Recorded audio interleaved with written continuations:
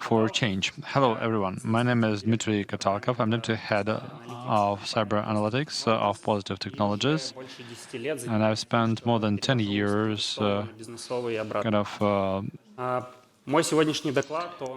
translating from business language to the pen test business and vice versa. So we talk about kind of the cost of a pen test. I don't know whether you have seen this kind of jokes, because they will talk about monetizing incidents following my speech. I think that if we had a speech on money laundering, so I think we could kind of started something like a little enterprise altogether. Okay, when you say money and cyber attack close by, you usually think about damage, like ransom payment or fines, the time and money spent to overcome some disruption and so on. But people don't usually kind of calculate how much it costs the attackers. I think we should, because we should understand the level of motivation for the attackers. Just imagine that cyber criminals have, say, $10,000. How are they going to spend the money? Maybe to buy a mining farm, or maybe they'll buy some fishing infrastructure for some other goal. Well, to an extent, money is like a filter to see what the attackers can do with their resources. When I made my presentation initially, I put here some motives like politics, espionage, research, revenge, blackmailing, and whatever. But as a matter of fact, it turns out that even these crazy activists, they need something to eat, which, as far as I understand, costs money. So you shouldn't go deeper than you should. Hackers make money, businesses make money. So we all think about our investments and results. We want little investment to return a lot. That's the idea. So when you bring some protection tools, when you teach your staff, when you hire ISAC teams, you kind of increase the barrier to entry to your infrastructure in terms of the cost of entry. So some say that there is no any InfoSec. We only have protection. Protection is the cost of penetrating your infrastructure for the hacker.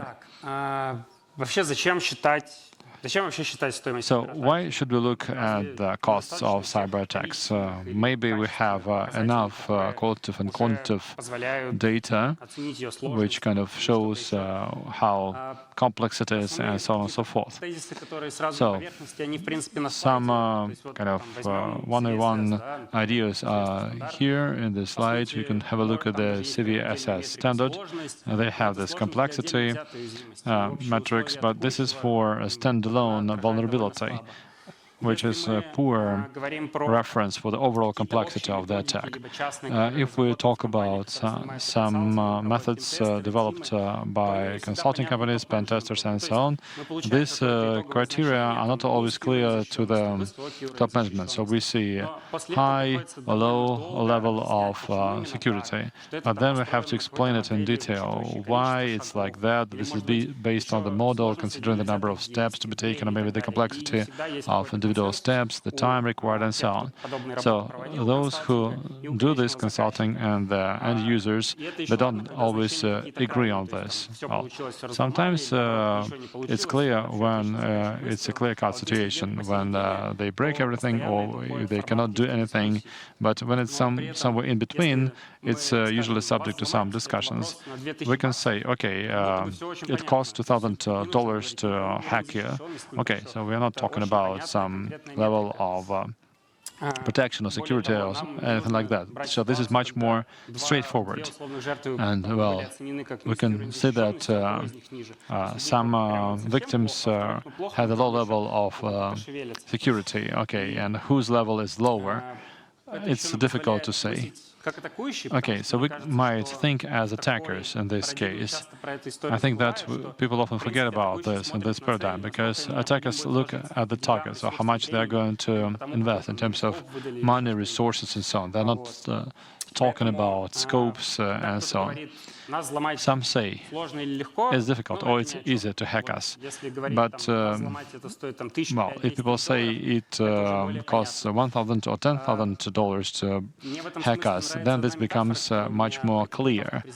Well, so renovation, for instance, which is a painful topic for me. So you can do it on your own, you don't know about the quality, have some risks, or you might hire a team, they'll say, okay, $50,000, a turnkey project, and that's more or less clear. So in this case, money is a universal language for the attackers and for the business.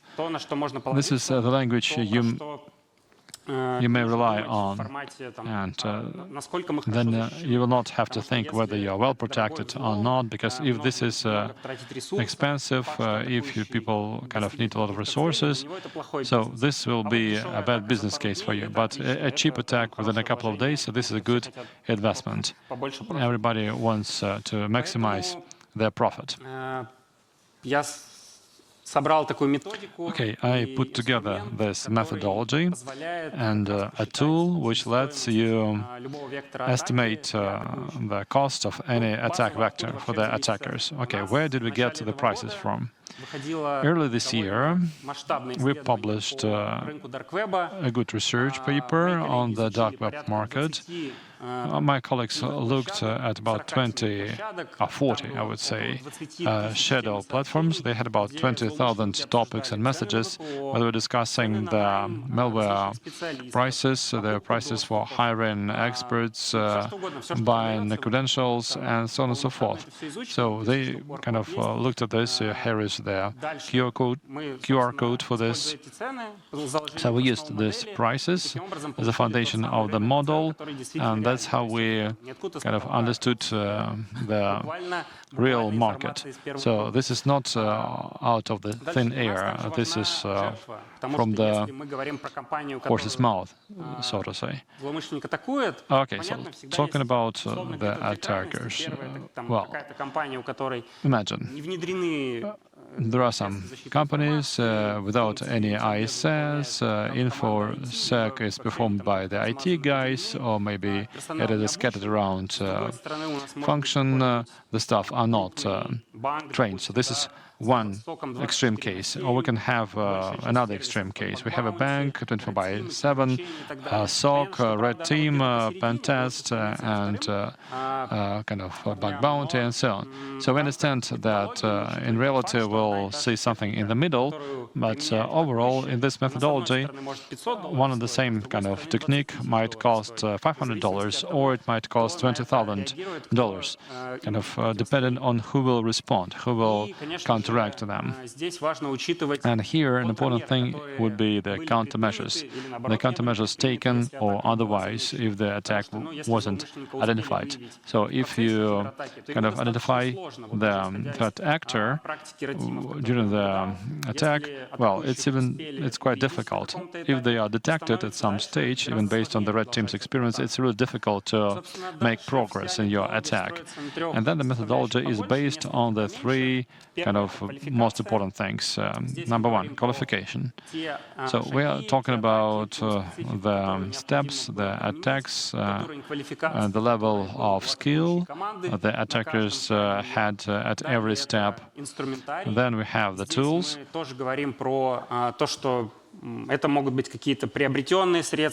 They might purchase the tools. This might be their in-house development. They could use exploits, 1 day or 0 days on specialized software, encryption software, and here the kind of prices may vary greatly. And the infrastructure part. Well, at least we talk about VPN, VPS, and brute farms, C2, and so on and so forth. So talking about the tool, so it can be used by external auditors, like based on the red team or pen test results or following the incident, we can use it, or your InfoSec team might also use this information, having collected all the necessary data. Here is how it works. So I have two formulae. Quite straightforward, well flexible. We take into account the total cost, the infrastructure, the exploits, the software, and importantly, the hacker work. Yes, there might be a model whereby others would get some interest, but that's not what we are considering primarily. And then you've got to take into account what kind of a victim it was, whether there was any response measures taken. And secondly, exploits and this micro formula within a bigger formula. So, first is the level of price. It's important that the price match the platforms that buy one-day and zero-day exploits. And here we consider how popular the software is, or is it custom-made. Then impact, what the exploit gives us, whether that's a data leak or is it remote code execution. And we also take into account CVSS. Yes, it can be criticized, but still it contains some important information, such as the conditions of operation, the report from the attacker, etc., and the patch factor. Well, it's quite straightforward. One day is less expensive, 0 day is more expensive. The sequence of actions, again, is quite straightforward. We take into account the industry. It's important if we have information about buying access. Depending on the revenue of a company to which access is bought, or rather, in addition to that, it's important what kind of a company it is. If it's a blockchain project, then the price would be this. If it's a medical institution, the price could be different. Then the level of information security, whether there has been any countermeasures, and the time during which the attack occurred. Also, as a factor, we have a variety of software, and it could be different in price, from, I don't know, $200 to $15,000. Depending on what we used, we can come up with a final number. And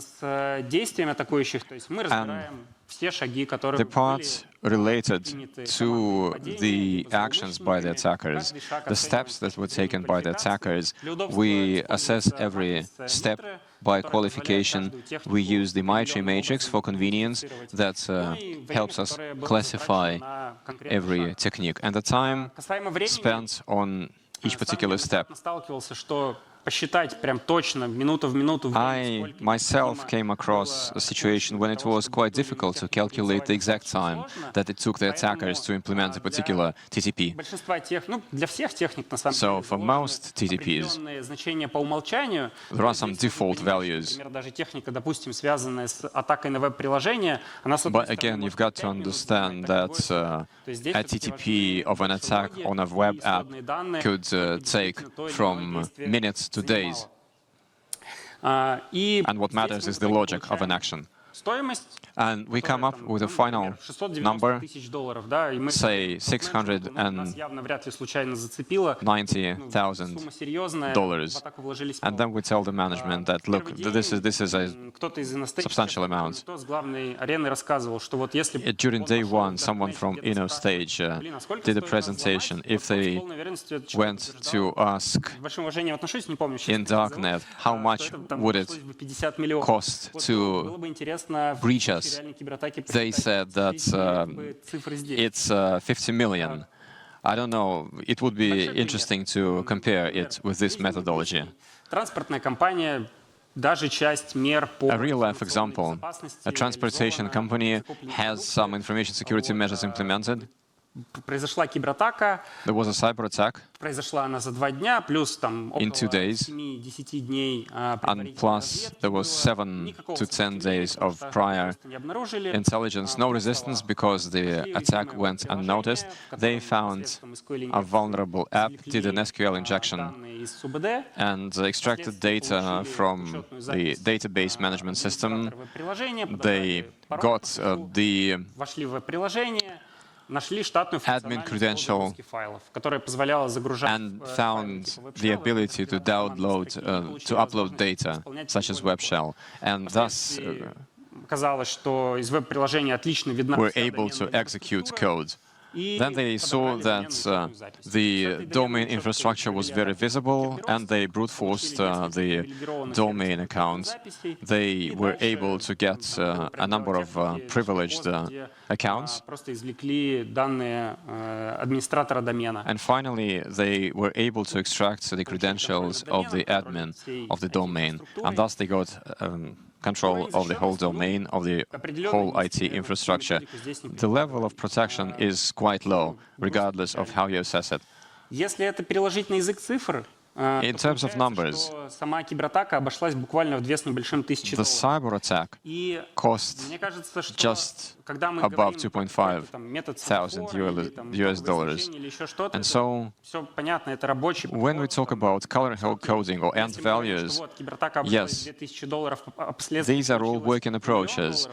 But if we say that the attack was $2,500 US and the damage was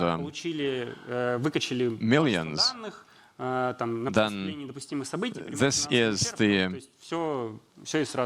benefit of the attack, because they encrypted the data, they downloaded a lot of data, all for a very moderate budget. To calibrate the methodology, we took all of our projects in Red Team and Pentest for 2024, and we calculated the cost of the vectors that our Pentest team discovered. There are 3 components all in all: initial access, control over infrastructure, and achieving the goals, the unacceptable events. You can see that the costs are given as a bracket, as a corridor, and that is also part of the methodology. The most expensive was quite predictably the part with unacceptable events, because if it's about realizing such goals, then the initial access is already there. There are some meaningful privileges in the infrastructure, so there are more and more chances that you will be discovered and that there will be countermeasures. And again, talking about initial access, then the TTPs that can be used to breach inside a company are very similar. As for the unacceptable events, it differs very much from case to case. Recently, there was a case that was of a company that was breached, and they shared of how it happened, and they told us that they really stole some rubbish, even though next to it was a server with confidential information, but they really stole some low-value information, even though the attackers were never discovered. And then we did a calculation by industry. IT оказалась такой самой дорогой. IT Для себя я эту историю объяснил следующим образом, was что, secure by design, the most expensive. My explanation of this is that the secure by design approach works. друг от друга неотделимы. Well, IT and information security go hand in hand, which means that the guys practice what they preach. So, and the attacks on them were quite expensive, even though government institutions and industry also show some reasonable numbers. Okay, future plans regarding this methodology, this tool. First, we want to integrate this into our red team projects as an additional metric that would show the potential cost of a cyber attack on a company. Yes, we'll need to adapt that to the specifics of companies and industries, but we'll try and do that. The tool itself is publicly available. There will be a QR code a couple of slides on. You're welcome to access it and use it. We'll be happy to get any feedback. My contact details will also be there, so you're welcome to write to us and challenge. I like debating. And also, prices change. If anything, there's inflation. But we continue monitoring the dark web markets. We try to monitor what's changing. AI is changing the landscape quite a lot. Just a couple of weeks ago, I was reading a report where an experienced researcher said that he wrote an exploit for one-day vulnerability together with AI. And it took them just one day. They would have written it anyway, but it would have taken them 2 weeks. So you can see that 2 weeks and 1 day, very different effort. So we'll be happy for your feedback and criticism. A small but important disclaimer. We don't take into account the APT groups with government funding, because those guys play by different rules, they have multi-million budgets. And the cost of a cyber attack is not a fixed price. If you were breached yesterday for $1,000, I'm confident that you have closed out that loophole, and it would be more expensive to breach you next, at least $1,200. And all calculation is only possible based on public information.